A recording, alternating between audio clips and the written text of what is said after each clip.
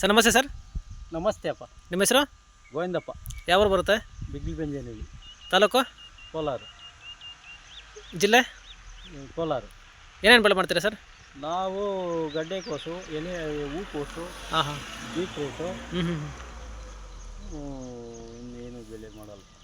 ಎಷ್ಟು ವರ್ಷಗಳಿಂದ ಮಾಡ್ತಾ ಇದೆ ಸರ್? ನಾವು ಸುಮಾರು ಒಂದು 10 ವರ್ಷ ನಿಂತು ಮಾಡ್ತೀವಿ. ನೀರಾವರಿ ಯಾವ ಥರ? ನೀರಾವರಿ ಐತೆ. ಅಲ್ಲ ಬೋರ್ವೆಲ್ಲ ಬಾವಿನ? ಬೋರ್ವೆಲ್. ಬೋರ್ವೆಲ್ಲು. ಸರ್ ಈ ತಿಂಗಳಲ್ಲಿ ಬೀಟ್ರೂಟ್ ಬೆಳೆದಿದ್ದೀರಾ, ಬೇರೆ ಬೆಳೆಗಳು ಮಾಡ್ಬೋದಲ್ಲ? ಮಾಡ್ಬೋದು. ಅಲ್ಲ ಕಾರಣ ಅಥವಾ ಏನು ರೇಟಿಗೆ ಸಿಗುತ್ತೆ ಅಂತ ಮಾಡಿದಿರಾ ಅಥವಾ ಹಿಂಗೆ? ಅದು ರೇಟ್ ಬರ್ತದೋ ಹೋಗ್ತದೋ, ಬೆಳೆ ಮಾಡಬೇಕು. ಅಲ್ಲ ಯಾಕಂದರೆ ಸುಮಾರು ಜನ ಟೊಮೊಟೊ ಅಂತ ಹೋಗ್ತಾರೆ, ನಾಟಿ ಮಾಡ್ತವ್ರೆ. ಅದು ವೈರಸ್ ಜಾಸ್ತಿ. ಹಾಂ ಹಾಂ, ಅದರಿಂದ ನಮ್ಮ ಕಡೆನೂ ಕಡಿಮೆ ಆಗೈತೆ. ಸ್ವೀಟ್ ಕಾರ್ನ್ ಬೆಳಿತೀರಿ. ಓಕೆ. ಸ್ವೀಟ್ ಕಾರ್ನು ಲಾಭದಾಯಕನಾ ಹಿಂಗೆ? ಸ್ವೀಟ್ ಕಾರ್ನ್ ಈಗ 4 ರೂಪಾಯಿ ಐತೆ ಕೆಜಿ. ಈಗ ಏನು ಸಿಕ್ಕಲ್ಲ. ಆ ರೇಟದು ಏನೂ ಸಿಗಲ್ಲ. ಅಂದರೆ 18-20 ಹೋಯ್ತು, ಆವಾಗ ಸಿಕ್ತು. ಅದು ಸಿಗ್ತದ ಅಂದ ನಾವು ಸುಮ್ಮನೆ ಇರೋಕ್ಕಾಗಲ್ಲ, ಮಾಡೇಬೇಕು. ಯಾವ ತಳಿ ಸರ್ ಸ್ವೀಟ್ ಕಾರ್ನ್ ನೀವು ಬೆಳೆದಿರೋದು? ಯಾವ ತಳಿ, ಯಾವ ಕಂಪ್ನಿ ಬೀಜ? ನಾವಾ ಈ ಮಿತಾಸ? ಮಿತಾಸ್. ಸರ್ ಇದು ಇದು ಬೀಟ್ರೂಟ್ ಬೆಳೆಗೆ ನಾಟಿ ಮಾಡೋಕ್ಕೆ ಮುಂಚೆ ಏನೇನು ಗೊಬ್ಬರ ಹಾಕಿದ್ರೆ? ಬೀಟ್ರೇಟ್ಗೆ? ಹಾಂ, ಬೀಟ್ರೇಟ್ಗೆ DAP ಕೊಡ್ತೀವಿ. ಓಕೆ. 19. ಓಕೆ. ಗಡ್ಡೆ ಬರೆ ಸಮಯದಾಗ 15 ಕೊಡ್ತೀವಿ. ಅಲ್ಲ ಮೂಲ ಗೊಬ್ಬರವಾಗಿ ಬೇವಿನ ಹಿಂಡಿ, ಹೊಂಗೆ ಹಿಂಡಿ, ತಿಪ್ಪೆ ಗೊಬ್ಬರ, ಕೋಳಿ ಗೊಬ್ಬರ? ಅದೇ ತಿಪ್ಪೆ ಗೊಬ್ಬರ ಹೊಡಿತೀರಿ. ಎಷ್ಟು ಲೋಡ್ ಹಾಕ್ತೀರಿ ಎಕರೆಗೆ? ಎಕರೆಗೆ 4 ಲೋಡು. ಎಕರೆಗೆ 4 ಲೋಡು. ಇದು ಬೀಟ್ರೂಟ್ ತಳಿ ಯಾವ ಸರ್? ಇದು ತಿಳಿ ರೆಡ್ ಸೋನಾ. ಏನು ಬೀಳುತ್ತೆ ಬೀಜ ರೇಟು? ಬೀಜ ಅದು ಒಂದು ಟಿನ್ನು 1930-50ವರೆಗೂ ಆಯಿತು. ಎಷ್ಟು ಟಿನ್ ಬೇಕಾಗುತ್ತೆ ಎಕರೆಗೆ? ಎಕರೆಗೆ 13-14 ಟಿನ್ ಬೇಕು. 13-14 ಟಿನ್ ಬೇಕಾಗುತ್ತೆ. 13 ಟಿನ್ನು. ಹಾಂ ಹಾಂ, ಹೆಚ್ಚು ಕಮ್ಮಿ ಒಂದು 12,000-13,000 ಆಗುತ್ತೆ. ಆಗ್ತದೆ. ಆಗ್ತದೆ. ಸರಿ, ನಾಟಿ ಮಾಡಿದ್ಮೇಲೆ ಡ್ರಿಪ್ಪಲ್ಲಿ ಏನಂತ ಗೊಬ್ಬರಗಳು ಕೊಡ್ತೀರಾ? ಡ್ರಿಪ್ ಗೊಬ್ಬರಗಳು? ಹಾಂ, ಅದೇ ಈ 24-28 ಕೊಡ್ತೀರಿ.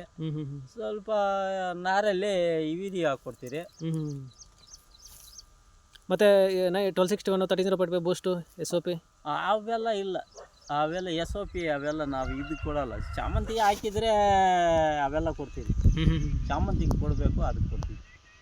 ಸರ್ ಬೀಟ್ರೂಟ್ ಬೆಳೆ ಒಂದ್ಸಲ ನಾಟಿ ಮಾಡಿದ್ಮೇಲೆ ಎಷ್ಟು ದಿನಕ್ಕೆ ಕಟಿಂಗ್ ಬರುತ್ತೆ? 70-80 ಒಳಗೆ. 80 ದಿನ ಒಳಗಡೆ ಕಟಿಂಗ್ ಬರುತ್ತೆ. ಒಂದು ಆವ್ರೇಜ್ ಆಗಿ ಎಷ್ಟು ಟನ್ನು ಅಥವಾ ಕ್ವಿಂಟಲ್ಸ್ ಬರುತ್ತೆ ಇಳುವರಿ?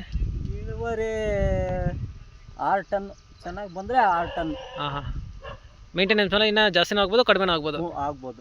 ಹಾಂ ಸರ್, ಮತ್ತು ಮಾರ್ಕೆಟಲ್ಲಿ ಎಷ್ಟು ರೇಟ್ ಹೋದರೆ ರೈತರಿಗೆ ತಾವು ಹಾಕಿರೋ ಬಂಡವಾಳ ಬರುತ್ತೆ? ಬಂಡವಾಳ ಬರಬೇಕಾದ್ರೆ 10 ರೂಪಾಯಿ ಆಗಬೇಕು. ಮಿನಿಮಮ್ 10 ರೂಪಾಯಿ ಹೋಗಬೇಕು. 10 ರೂಪಾಯಿ.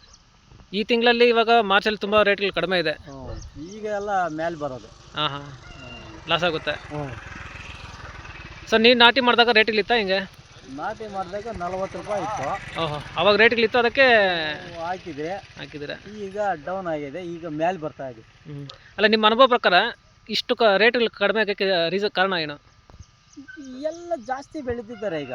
ಬೀಟ್ರೂಟು ಈಗ ಜಾಸ್ತಿ ಆಗಿ ಐತೆ ತೋಟಗಳು, ಅದರಿಂದ ಡೌನ್ ಆಗಿದೆ. ಸರಕು ಮಾರ್ಕೆಟ್ಗೆ ಜಾಸ್ತಿ ಬಂದಿದೆ, ಡೌನ್ ಆಗಿದೆ, ರೇಟ್ಗಳು ಡೌನ್ ಆಗಿದೆ. ಮತ್ತು ಇದೇ ರೇಟ್ ಇನ್ನೂ ಎಷ್ಟು ದಿನ ಇರುತ್ತೆ ಅಂತ ಹೇಳೋಕ್ಕಾಗುತ್ತಾ?